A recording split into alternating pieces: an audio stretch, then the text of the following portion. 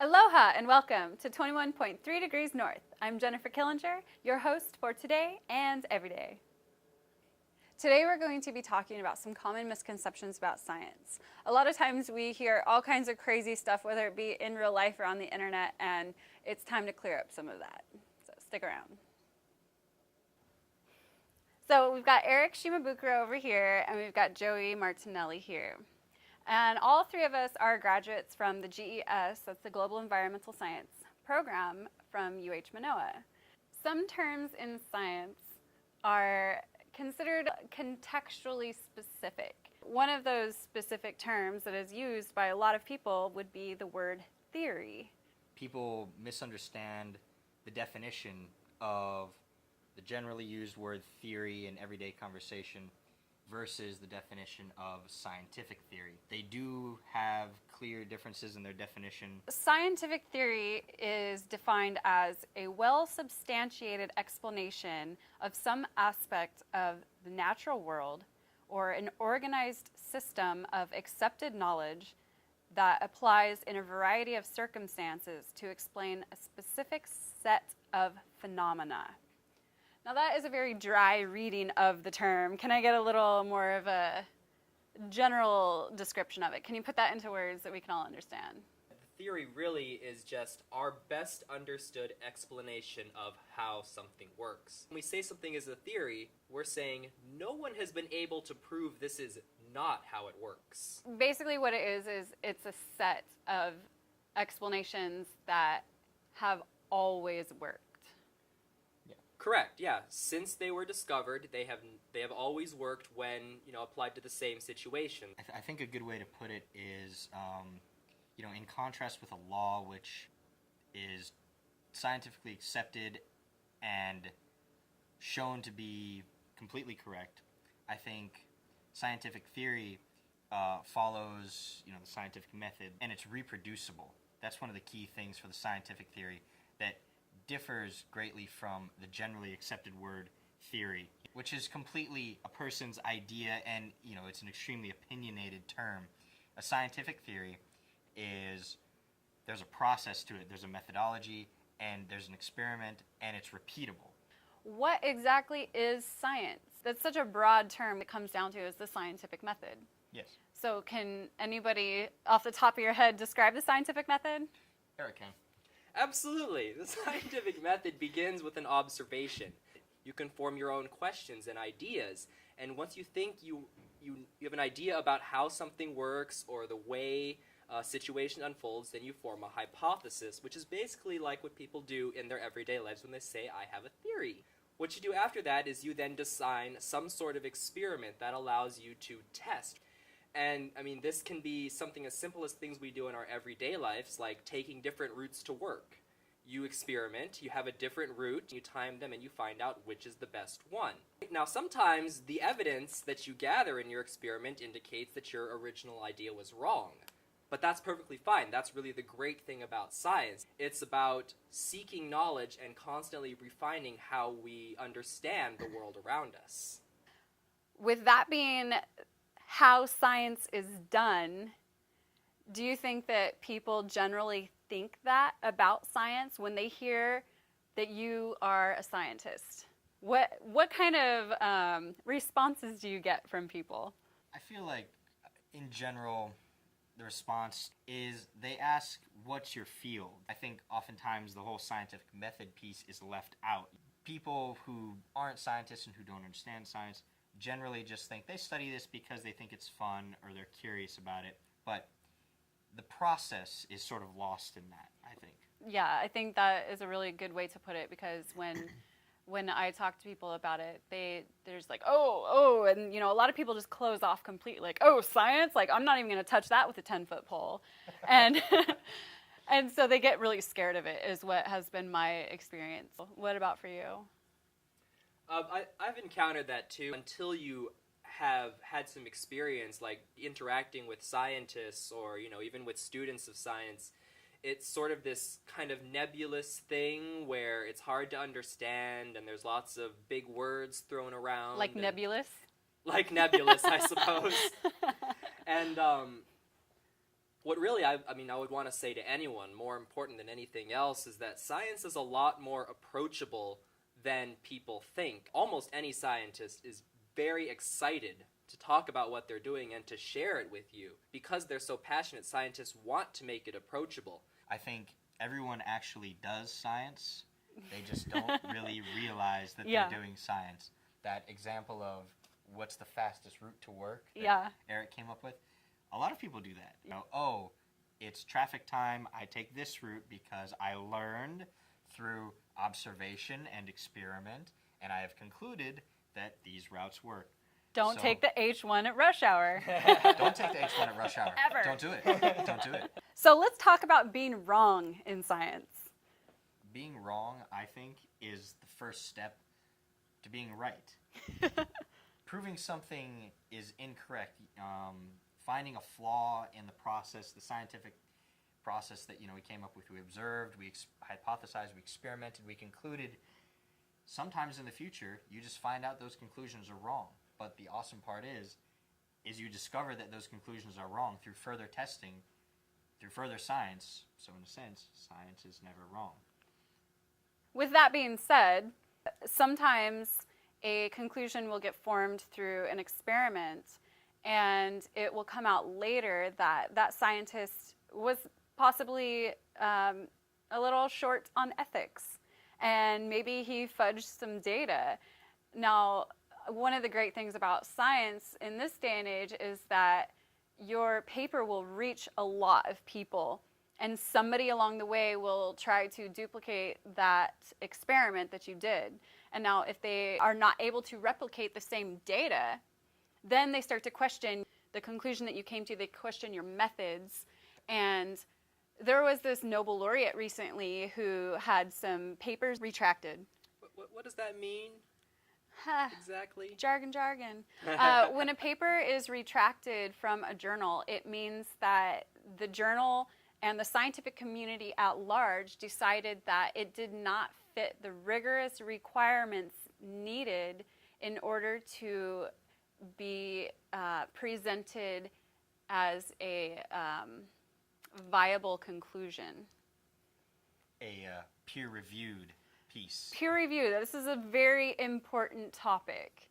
It's something that is a foundational basis of science. Peer review is a very important piece of the scientific community because, despite anyone's best efforts in the scientific process, like Jennifer said, there are times when you can come up with a conclusion that just isn't accurate, totally, by accident.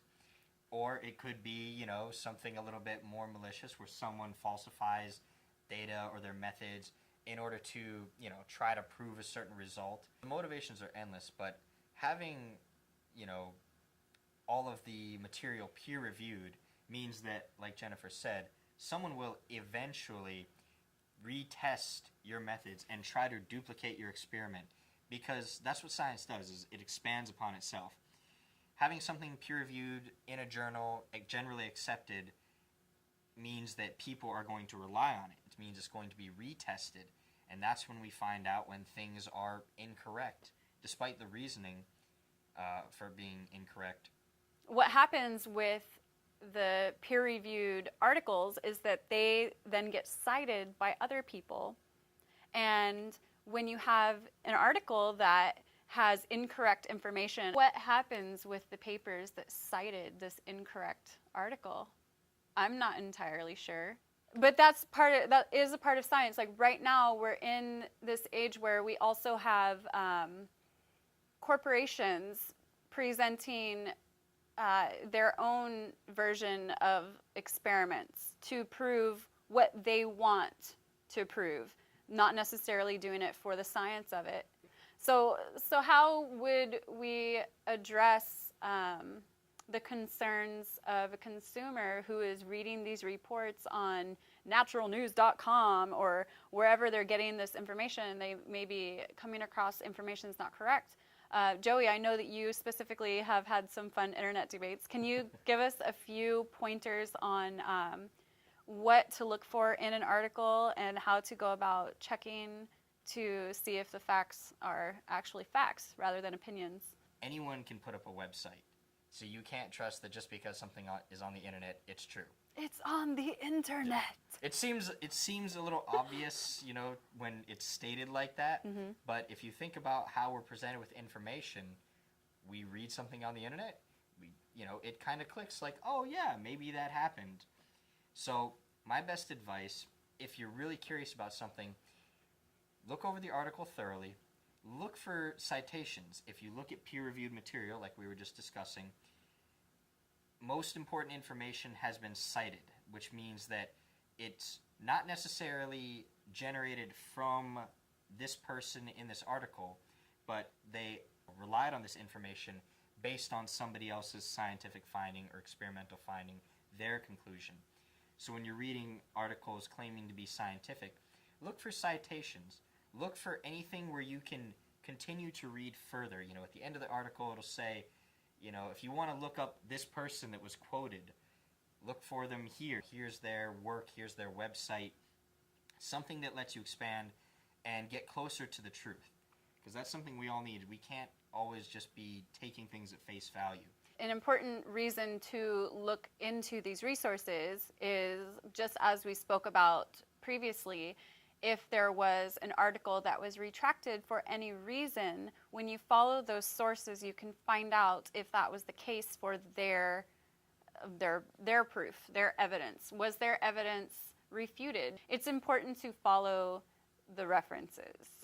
It's also a good thing to look for, because even though there's quotes throughout the article and there are facts or things stated as fact, what you'll find is that there's no backing for it, or the references will lead back to another article on the exact same website or webpage. By the same person. So it's this circular logic where I said this before and I can refer to it, and so therefore it's true because I'm referring, And that's a common thread throughout the pseudo-scientific articles out there. So be careful. People are just taking other people's information, copying it almost word for word, putting it in a different format and putting it on their website. So again, you want to be really careful when you browse websites, especially when you're looking for facts or explanations, especially when you're trying to make a big decision. And you need to remember that people can literally just copy things. And so this can kind of cause, bad advice to go viral in a sense, because you'll have all these how-to guides and these step-by-steps and these wiki hows that are using the same steps, which are maybe wrong to begin with. So just because you see it everywhere doesn't necessarily mean it's true. Yeah, and that was kind of shocking to me. I thought that people would at least generate their own content. But actually, I'm taking a step back to what we were talking about a little bit ago. One of the things that makes science so great is that it kind of combats the viral effect. Like, everyone knows what things going viral means these days, is it just takes off and then everyone knows about it. Well, in science, if some concept is taking off and it's like the big thing that changes everything, if you're the scientist that disproves that, then you're the genius. Everyone was wrong and you figured it out. And if you think scientists don't have egos now and again, they do. You are sadly mistaken. And a lot of scientists spend their time trying to prove things wrong. Right. And so the community is self-checking and self-monitoring in that area. As something starts to blow up, people start to get on board and say, wait a minute, it can't be like that. Okay, so let's talk about proof now. So we keep saying, oh, you can prove this wrong, or is this true? We don't really say you can prove this is true, because in science, nothing is ever proven to be true. You can only disprove something. Yeah, very, very few things are made into scientific law. Most of our ideas, concepts, however you want to refer to it, they stay as scientific theory because we're constantly expanding upon them. There's always more to be learned about an idea, and like Eric mentioned, the community is self-checking. There's always people who are trying an experiment or testing the methods again, tweaking the methods, so there's always something to be learned and expanded upon. Things can be disproven because if there's a conclusion made that says, if A happens, then B is consequence, as far as we know. Something can be disproven. It's like, oh, when A happens, B only happens half the time and C happens the other half of the time. That essentially disproves that idea because it was more concrete, now it's less concrete. Expanded upon, but disproven. But to say something is proven would be wrong. You can't say that just because, oh, now we found out about idea C, you can't say, oh, now it's proven. That's just the next step. And with the designing of the methods, one part of the scientific method, that is the area in which you attempt to prove your thoughts wrong. Mm-hmm. And if it somehow passes all these little tests that you give to try to make it wrong, then it can move to the next step and to the next step and to the next step. And once it moves along so many steps, then it becomes theory. That can be because you tried to prove it wrong in every way you can possibly think about. But you do that by trying to disprove it. As well as other people do that too. Many people. Many. So then let's talk about correlation versus causation. There's this way that we say it in science. It is correlation is not causation. So what does that mean? Well, okay, so a correlation is when you can observe that two things are happening at the same time. I'm thinking of a really good example. Well, okay, let's right think now. of one that is correlated and may have some causation. Off the top of my head, I automatically think about the Keeling curve. So we have the Keeling curve, which is the amount of CO2 as measured at the Mauna Loa Observatory compared with global temperature over time. And these are very closely correlated, correct? Yes. So this is established as a correlation that is correct. That is causation. Yes. So what that would look like, they're moving together like this when you look at the graph. So what is correlation without causation? Let's say, every time Joey kicks the soccer ball, a butterfly flaps its wings. The butterfly flapping its wings must have everything to do with this ball being kicked. If you put me in a room with a soccer ball and you put some butterflies in a box, I have a theory, or I hypothesize that every time this ball is kicked, these butterflies will flap their wings. That's a terrible correlation because these butterflies are probably going to be flapping their wings. If I didn't kick the ball, they flap their wings. But if I start kicking the ball, they're still going to flap their wings, and you would say, oh, they flap because the ball is kicked. Climate models are a big one these days. Climate change is a big discussion. It's in politics, it's in science, it's even among everybody in society. It's a very common one. And one of the things that I notice is the argument tends to trend toward, is climate change brought about by human activity, or is it brought about by just the natural cycle of the earth, the environment, and our atmosphere? Mm-hmm. And graphs are used for both sides of the argument. And that's when it's important to look at correlation versus causation especially, and you have to delve deeper into where the data came from in order to establish whether or not the correlation is related, because it's easy to make a graph, match, like we referred to the Keeling curve, and that's something that's been measured over time and it's much more solid, but it's easy to make graphs look like how you want them to. I think that you can pretty easily misrepresent data. If you were to take a picture of the three of us on this couch and you were to cover up our beautiful host Jennifer, you'd say, well, everyone who sits on that couch is male because the evidence is right here. But that's just a way you can hide things in data. If you cover up lots of the graph, like they like to do on news shows sometimes when they're trying to either mislead you or just show you information quickly, it's easy to take away the wrong conclusion. And that's the problem with thinking that correlation means causation, is that they're not looking at a wide enough scope. A good graph should show you what units of measurement are being used on both scales. Generally, these are XY graphs. Whenever you're looking at graphs presented by somebody who is saying that they're of authority, look at how something's being measured, especially in terms of climate models being presented by anybody. They look at how they're presenting the data, because you can quickly find out clues that indicate how accurate the correlation actually is just by looking at the units. So if it's not a long enough time, you probably shouldn't take what they're saying as fact. At least not in terms of climate. If you're, talking about a day's traffic and they're using the appropriate units, but if you're looking at global climate and they're talking about the last 20 years, probably not a good indicator. So let's talk about the term manipulating the data. Eric, you work a lot with models, and so do you, Joey. So both of you you have to manipulate the data, but that doesn't mean that you're falsifying it or turning it into something that it's not. What does it mean? So, generally you would be manipulating data when you have quite a lot of it.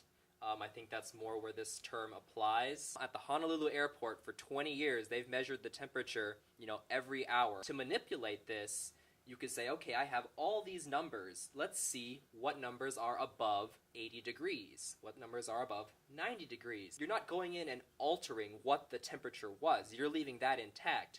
What you're looking for are trends, oh, hey, look at that. Every August, the temperature peaks.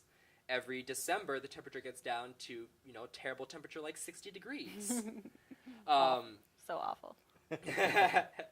And then you can take these and you can take this data, all these measurements, and combine them in interesting ways. That's still a manipulation, but it's not altering what the temperature was. That's the data that cannot be changed. If you were to say, oh, well, here on August the 3rd, I'm going to make it 20 degrees, because why the heck not? That's not manipulating the data. Kind of that's falsifying the data. That's falsifying data. Absolutely. That is not the scientific term of manipulating the data. That would be the general use term of manipulation, which is completely separate from the scientific term that we're speaking of. Yeah, so really what we're talking about is the sticking point again of jargon.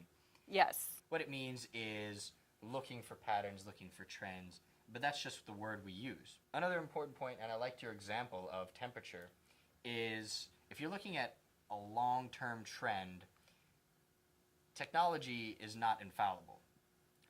Some days, the equipment might have been broken, and if we're looking at the trend, we might have some days where, say, the equipment's broken and it defaults to 0. So it'll look like on July 5th, 1978, it was 0 degrees in Honolulu.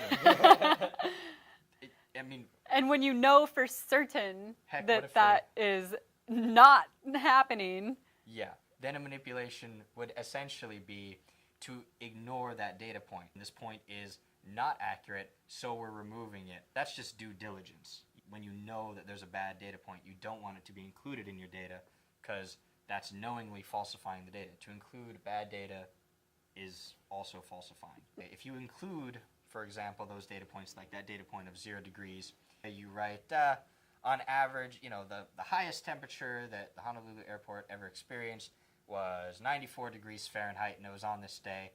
And the lowest temperature that Honolulu airport ever experienced was 0 degrees on this day. This is something you're reporting to the scientific community. Here was some data that was presented, and it turns out there was a misconception and an inaccuracy, and then it can be checked and removed. And that should be found within the peer review process. Definitely, yes. It should be nearly impossible for a paper to make it through the peer review process with such dramatic errors. Yeah, anything blatant like that is usually caught. Sometimes things aren't found immediately, but as science progresses, essentially everything will eventually be self-checking, caught, checked, and moving forward. So what exactly is the peer review process like? So you finish your paper, you get scary, right? You finish your article, you have performed your entire scientific method leading up to the conclusions, and you present your paper, your findings. You give your written paper to a committee, and this committee in the peer review process should be a blind committee, right? You shouldn't know who they are or be able to influence them at all in any way, and they should have no bias in terms of the data. But they shouldn't be connected to you. They should have no desire for you to. They're not affiliated with you, essentially. So they don't care if you show this kind of data as opposed to this data, or if you have this conclusion. They shouldn't care at all. In fact, oftentimes